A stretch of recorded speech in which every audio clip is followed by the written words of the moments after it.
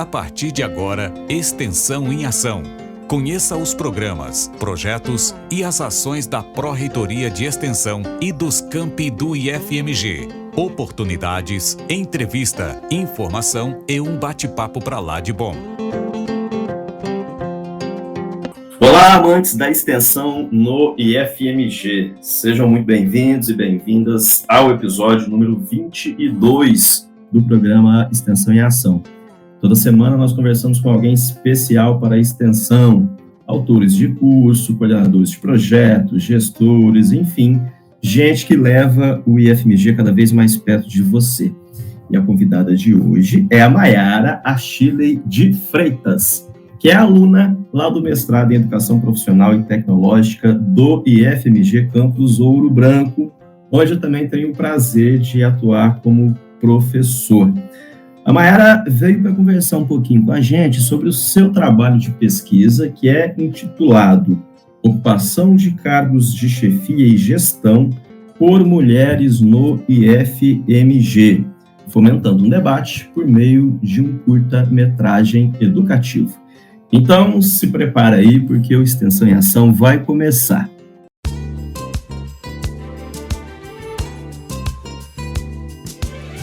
A Mayara é natural lá de Conselheiro Pena, é graduada em Ciências Sociais pela Universidade Federal de Viçosa, está concluindo seu mestrado em Educação Profissional e Tecnológica no IFMG e também já está fazendo aí um outro mestrado em Antropologia lá na UFMG.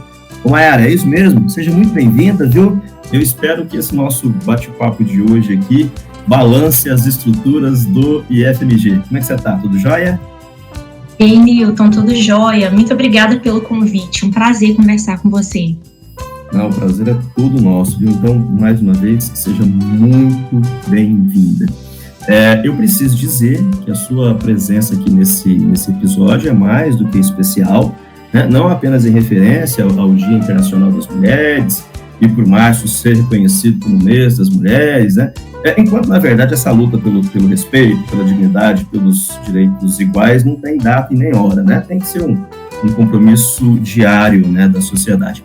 Mas, enfim, a sua presença nos orgulha muito, porque você é uma pesquisadora que se debruçou sobre um tema muito importante, usando aí como pano de fundo, né, as mulheres gestoras do IFMG. Porém, fazendo também, né, discussões teóricas e reflexões muito profundas e pertinentes lá no seu mestrado. Mas antes da gente falar de vez desse assunto aí, né, que como eu falei agora há pouco, precisa mesmo, né, balançar as estruturas sociais, inclusive aqui mais pertinho da gente no IFMG, eu queria pedir para que você se apresentasse, né, a todos que nos acompanham aqui na Rádio Mais IFMG, contando para a gente, né, quem que é a Mayara Freitas, né, de onde você veio, quais são as suas origens, qual é a sua história, né, de lutas e conquistas para chegar até aqui como pesquisadora no mestrado e tudo mais. Fala um pouquinho aí para a gente. Claro, com prazer. Newton, eu venho da zona rural, eu acho que essa é a principal informação para contar assim, sobre a minha história.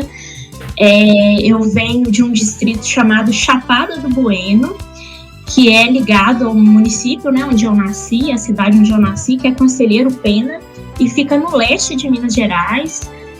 Conselheiro Pena é uma cidade pequenininha, Chapada menorzinho ainda.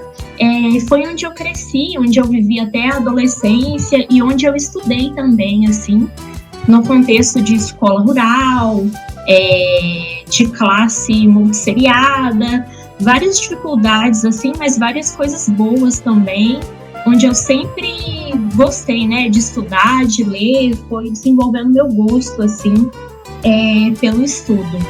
E depois eu terminei a minha formação no Conselheiro Pena, fiz o ensino médio na cidade, né, e depois disso tive que andar um pouco mais em Minas Gerais, né, para fazer a graduação e agora fazendo os meus mestrados. Uma história muito bacana. Eu acho muito legal essa abertura do programa aqui, quando a gente tem a oportunidade de conhecer um pouquinho mais das pessoas, né? Porque a gente sempre se depara com histórias inspiradoras, né? E eu acho que muita gente que que nos ouve acaba se enxergando nessas histórias. Então, assim, bacana, viu? Parabéns por esse trajeto todo.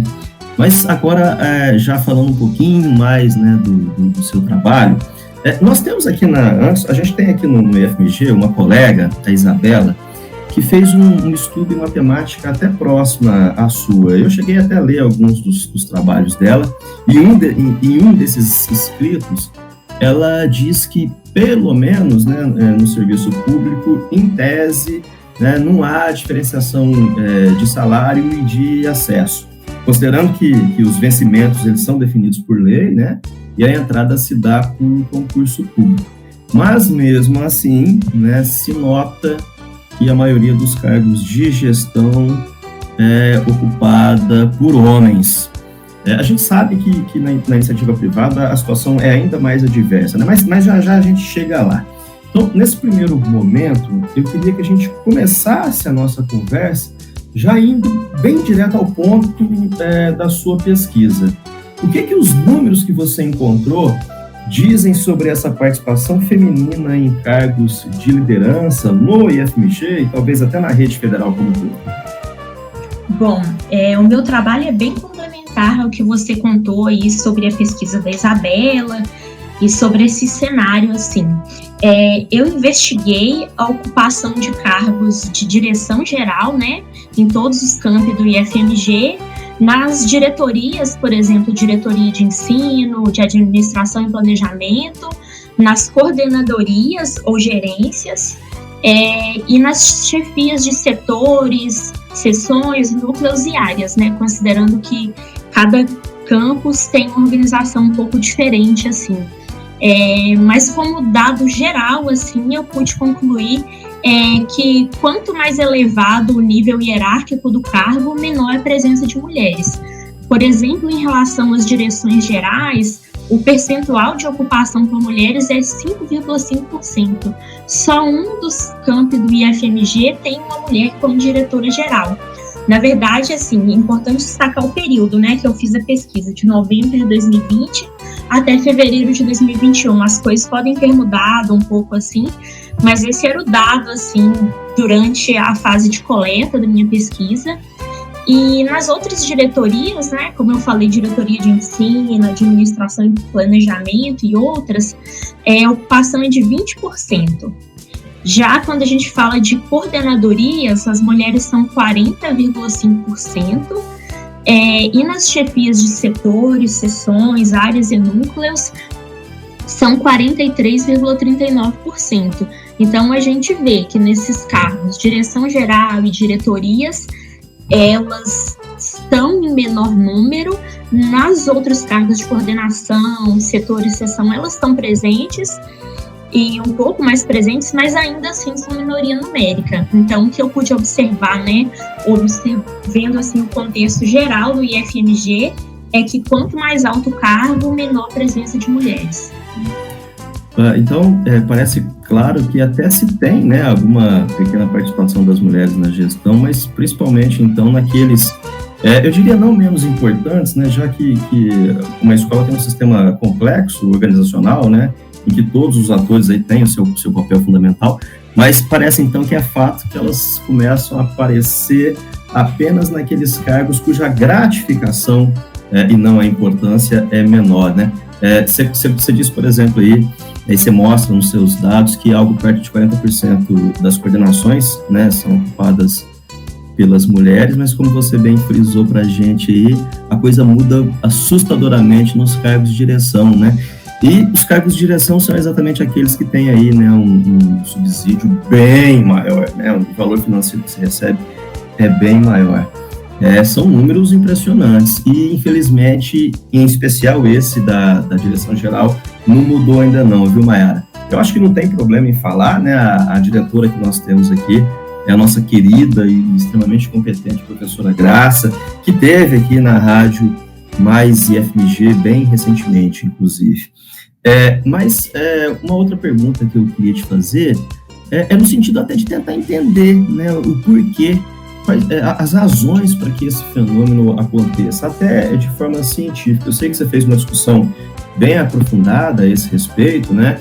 eu percebi, né, um pouco que eu li do material que você me mandou, você discute um pouco, né, do conceito interseccional, que é uma noção sociológica preocupada com as minorias, né, com sistemas de opressão e tudo mais.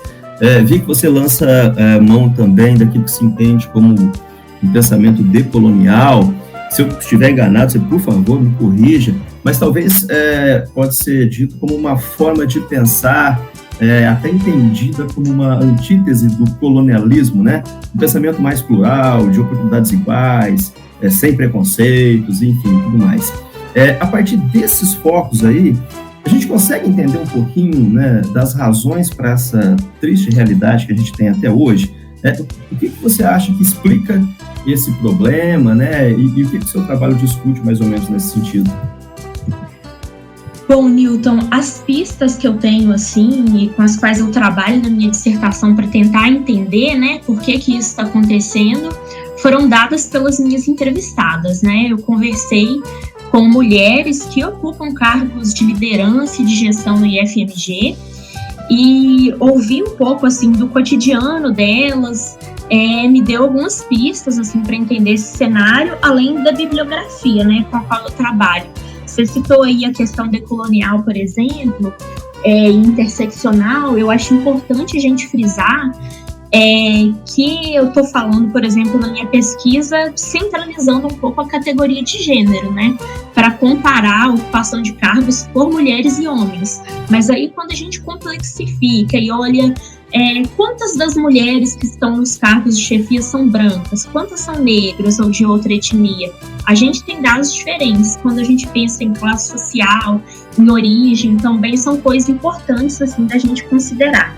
E essa questão do decolonial, quando eu discuto muito, assim, a história do acesso ao trabalho por mulheres, ou o contexto mais contemporâneo, a gente vai pesquisar dados, normalmente os dados estão falando do contexto da Europa, da influência das guerras para se falar no acesso ao trabalho por mulheres, mas quando a gente olha, partindo daqui do Brasil, da nossa história, tem outros fatos que são mais relevantes. Por exemplo, a gente pensar no contexto de escravização que a gente teve, isso marca até hoje o contexto que a gente tem, assim, de acesso ao trabalho por mulheres e, em particular, também a áreas específicas e cargos de chefia, igual a gente está falando. Mas tentando explicar um pouco, assim, esse fenômeno, um dos aspectos, assim, principais para mim é a gente pensar na ideia de papéis sociais e papéis sociais de gênero.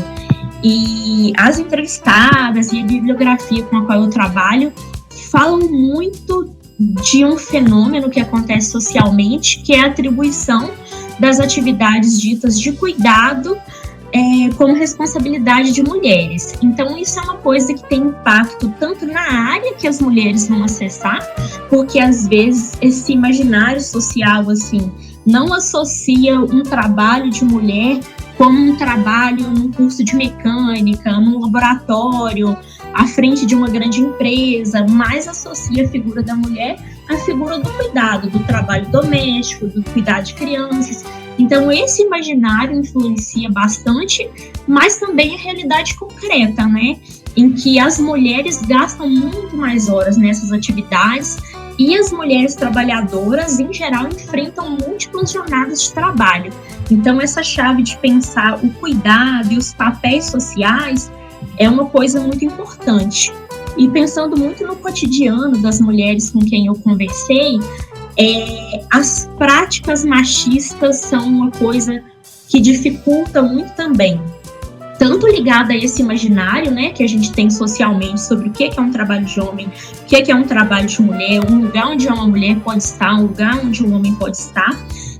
Isso também tem impacto no cotidiano das mulheres que estão brigando para ocupar esses cargos de chefia ou para áreas específicas. Porque acaba complicando muito e tornando um ambiente muito hostil, ou então fazendo com que as mulheres sejam até preteridas na hora em que se vai escolher uma pessoa para ocupar estes cargos, né, de chefia. E você acha que chega ao ponto, por exemplo, de uma certa negação do direito à fala, ou até indo mais longe, mais do que isso, uma certa negação a ouvir a fala, né? Ou seja, a ouvir as opiniões, né? E quem sabe até encarar com algum menosprezo, por exemplo, as determinações quando elas são vindas de uma chefia feminina. Será que tem isso também? Tem muito, infelizmente. As minhas entrevistadas me contaram muito isso. Por exemplo, em situações, em reuniões em que elas falam e as opiniões não são consideradas. Mas aí se um colega homem fala, todo mundo presta atenção.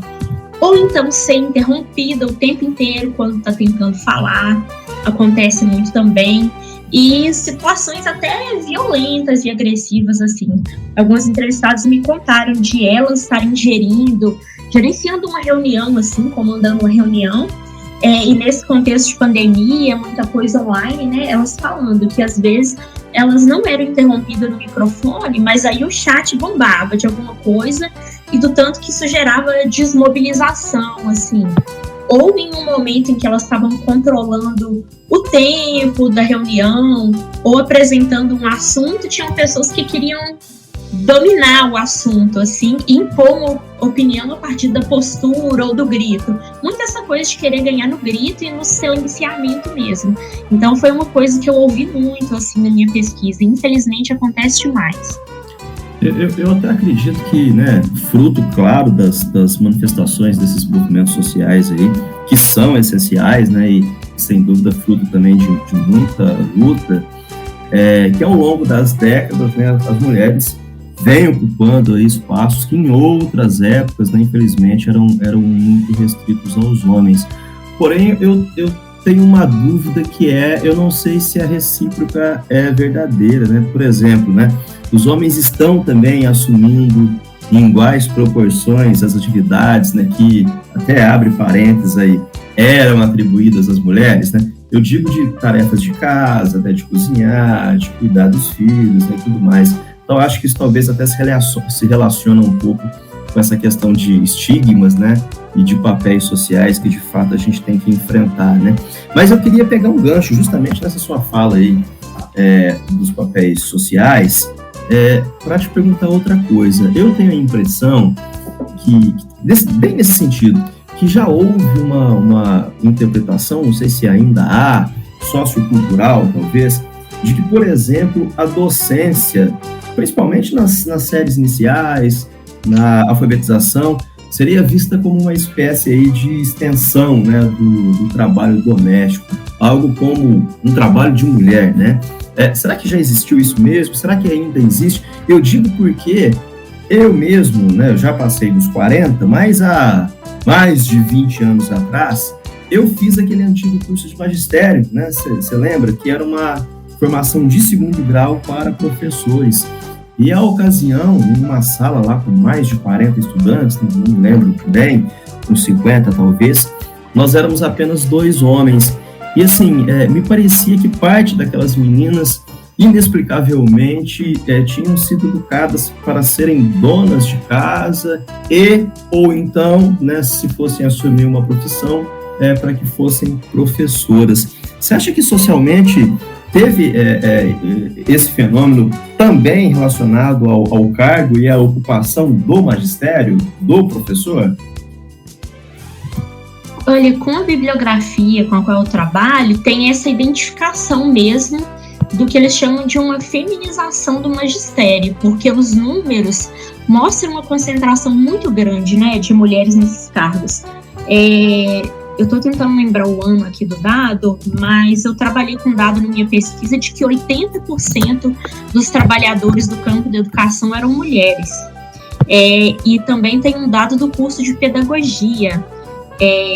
Se não me engano, 95% das matrículas no curso de pedagogia no Brasil, acho que nos últimos anos, assim, eram de mulheres. Então tem uma concentração muito grande, assim.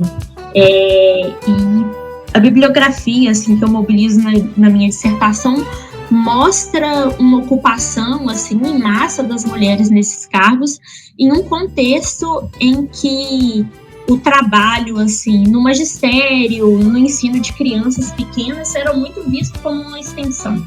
da atividade de cuidado, assim, não se tinha construído também a visão que a gente tem hoje do quanto é uma atividade profissionalizada mesmo, que precisa de conhecimento, formação. Então era visto muito como uma atividade de cuidado. Então, como as mulheres eram vistas naturalmente como cuidadoras, era um local assim que elas ocuparam em massa, e também pelo fato de dar para conciliar com as múltiplas jornadas, né, das quais a gente está falando, assim.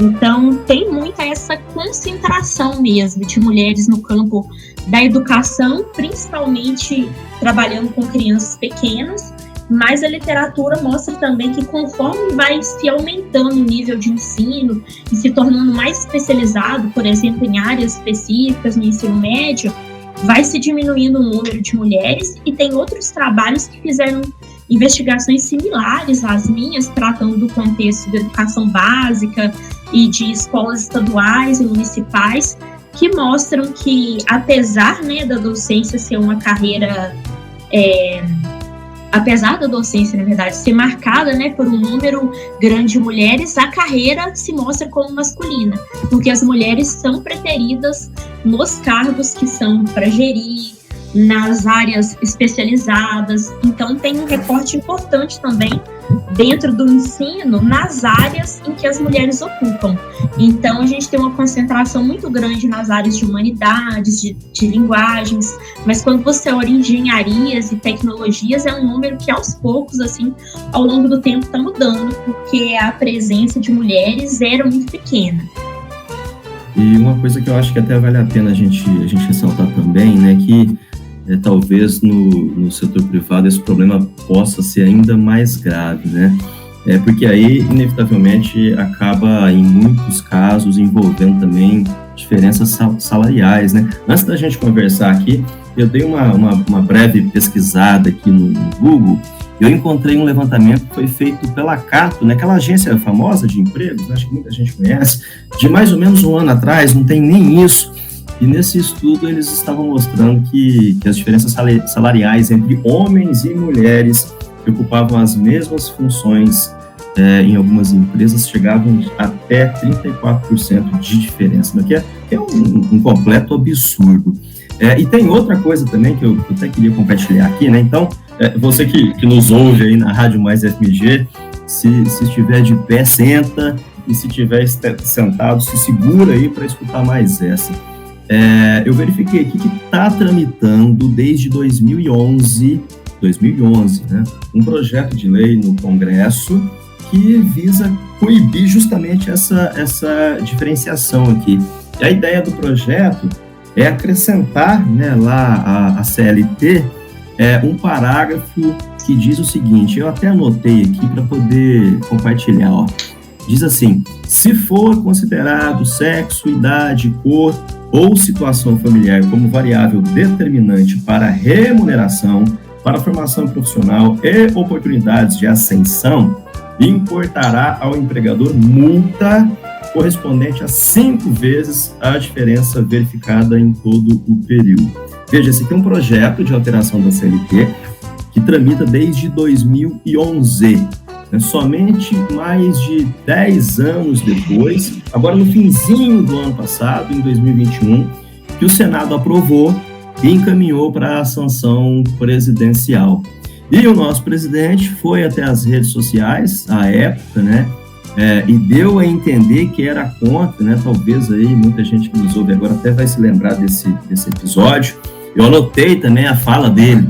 Então, ele disse o seguinte, a essa altura, abre aspas, qual a consequência disso aqui, vetado ou sancionado? Vetado, vou ser massacrado. Sancionado, vocês acham que as mulheres vão ter mais facilidade em encontrar emprego?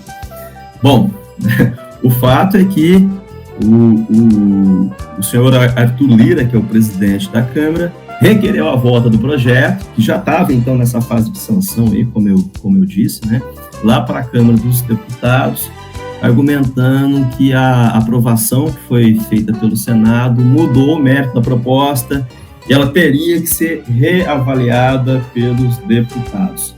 Então, tudo como dantes aí no quartel de Abrantes, né? Mais de 10 anos e esse projeto parece que não tem importância, não tem prioridade, né, para os nossos congressistas, o que é uma lástima, né?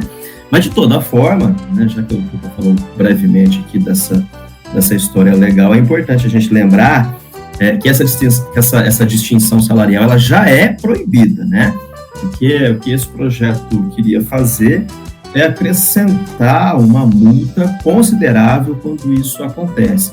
Mas a gente já tem lá, né, um artigo da CLT que proíbe, né, fazer anúncio de emprego que faça referência ao sexo, ou recusar uma promoção, ou dispensar alguém em razão de sexo, ou considerar sexo, idade, cor, enfim, qualquer outro tipo de coisa para remunerar, para dar oportunidades de ascensão profissional, de cargos de chefia e tudo mais.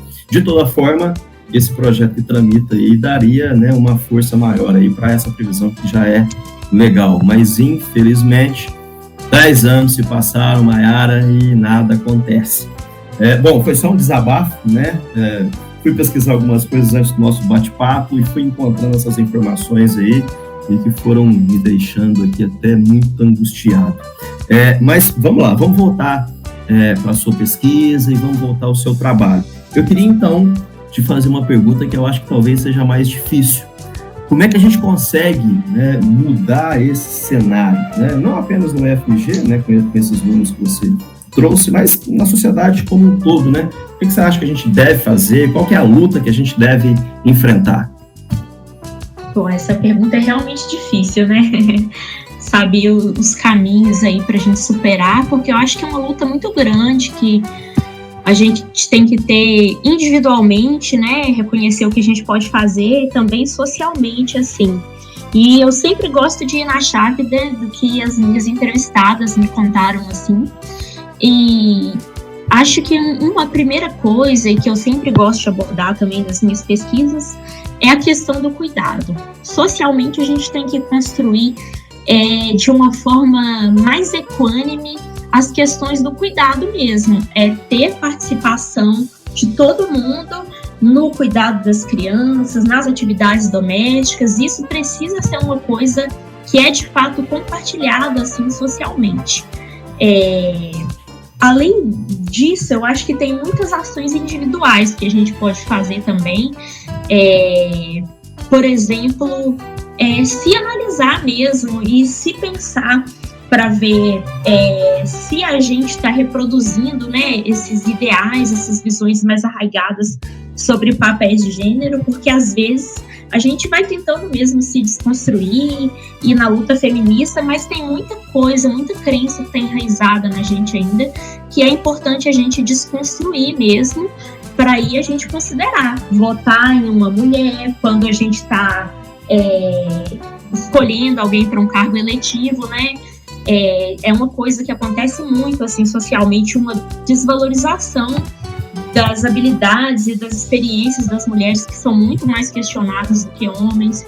Então a gente individualmente tentar desconstruir esses ideais que a gente tem que desvalorizam mulheres, isso eu acho que é uma coisa importante. Então a gente consumir até que as coisas mais culturais, assim, que tem representações plurais, é uma coisa importante que começa a ajudar a gente a mudar a mentalidade. E socialmente a gente tem que ter políticas reparadoras, né? Você estava falando da ideia de uma legislação, assim, nesse sentido, contra a diferença salarial. Então, tudo que é política geral, governamental e do Estado, assim, que vem no sentido de reparar as desigualdades, eu acho que é o fundamental, assim. Pode ser em relação ao salário, pode ser em relação à ampliação das discussões nisso, né, no contexto educacional, né, que é sempre um contexto assim de tensão, que a gente vê algumas vezes incluir algumas discussões sobre gênero na escola, mas é algo que eu acho muito importante também, assim. Então tem caminhos múltiplos assim para a gente seguir, mas eu acho importante focar nessa questão do cuidado individualmente, da gente desconstruir, né, esses ideais arraigados que a gente tem sobre papéis de gênero, e também fazer políticas reparadoras de um modo em geral, assim, e considerando muito o que a gente falou no início, dessa perspectiva mais plural, interseccional, e entendendo que não tem como falar de mulher como se isso fosse uma ideia universal, assim, porque existem mulheres diversas, com necessidades diversas, contextos diversos. Então, acho que um pouco disso, assim. O seu trabalho de mestrado, né, que é orientado pela professora Glaucia Xavier, né, uma colega super competente, e esse bate-papo aqui, acho que eles são muito importantes para ajudar, né, nessa reflexão, né, em mim, nos homens que nos ouvem, né, nos jovens que são nossos alunos no IFMG, enfim, em toda a comunidade. Eu tenho uma filha e é claro que eu quero que ela possa ser e estar o que e onde ela quiser, né? Esse é um direito de todas as filhas, de todas as mães, de todas as irmãs, enfim, né? De todas as mulheres. Então, eu queria reiterar aqui a todos que nos acompanham na Rádio Mais FMG da importância desse debate, né? Inclusive da importância de levar esse tema para dentro de casa, né, para ter uma conversa sobre isso em casa. Então, acho que você que é professor, você que é educador, você que é pai de menina, você que é pai de menino, né, em especial, eu acho que é um dever de todos nós, né, essa luta aí por direitos iguais e por respeito, né, isso é cidadania, né, isso é educação. Mayara, eu queria te agradecer demais, né, pela sua disponibilidade de estar aqui conosco, compartilhando aí o seu trabalho, né? Sem dúvida, eu acho que esse é um dos mais importantes episódios aqui que a gente já teve no programa Extensão em Ação. Só que, infelizmente, nosso tempo aqui é bem curtinho, e já é um hábito nosso aqui, antes de terminar o programa, fazer 3 perguntinhas bate-pronta aos nossos convidados e às nossas convidadas. E eu queria fazer isso com você também. Bora lá? Bora. Eu queria pedir para que você deixasse para a gente aí uma indicação de arte. Pode ser uma indicação de leitura, uma indicação de cinema, enfim. O que você tem para sugerir para os nossos ouvintes aí? Bom, eu vou sugerir para vocês um livro, que é um livro de literatura, um dos que eu mais gostei, assim, que eu li recentemente. O nome é As Alegrias da Maternidade. A autora é Bushi Emecheta. Você estava falando isso de ter uma filha, eu também tenho uma, e quando você estava falando, eu lembrei de uma história dela no parquinho, por exemplo, e querer jogar bola com os coleguinhas falarem para ela que não podia, que futebol não era coisa de menina. Então, acho que a maternidade, assim, é uma coisa que me impulsiona muito a pensar sobre gênero. Então, esse livro traz várias coisas bacanas, assim, ele passa no contexto da Nigéria, mas é um espelho para a gente olhar para a nossa própria sociedade, assim, e como que a gente organiza isso que eu falei tanto hoje, né, que é a questão do cuidado.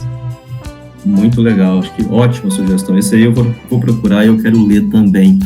Agora eu queria te pedir uma indicação musical. Pode ser uma banda, um estilo, ou uma música em especial que você gosta, para a gente rodar aqui no fechamento do programa.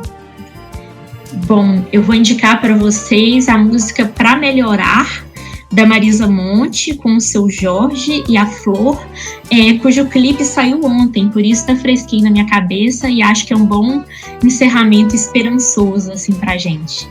E agora, um sonho ou um desejo seu, pode ser pessoal, pode ser profissional, enfim. Acho que eu vou listar concluir os meus mestrados e entrar para o doutorado.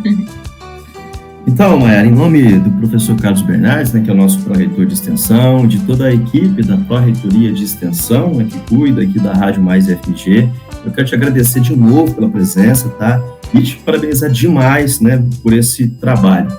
Quando você for defender o seu mestrado, quando o texto da dissertação já estiver disponível, não deixa de contar para a gente não, tá? A gente vai ajudar a divulgar aqui da melhor forma possível, viu? E eu queria abrir a palavra, então, para que você deixasse aí o seu recado final e se despedisse de todo mundo que nos ouve.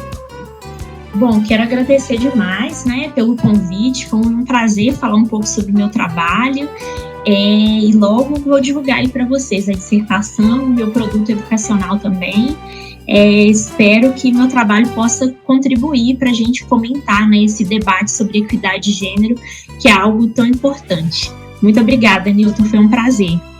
Então, aqueles que nos acompanham, eu queria reforçar que esse episódio vai ao ar lá na Rádio Mais IFMG, pelo endereço radio.ifmg.edu.br ou pelo próprio aplicativo Mais IFMG. É só acessar lá a Google Play, procurar por Mais IFMG e instalar.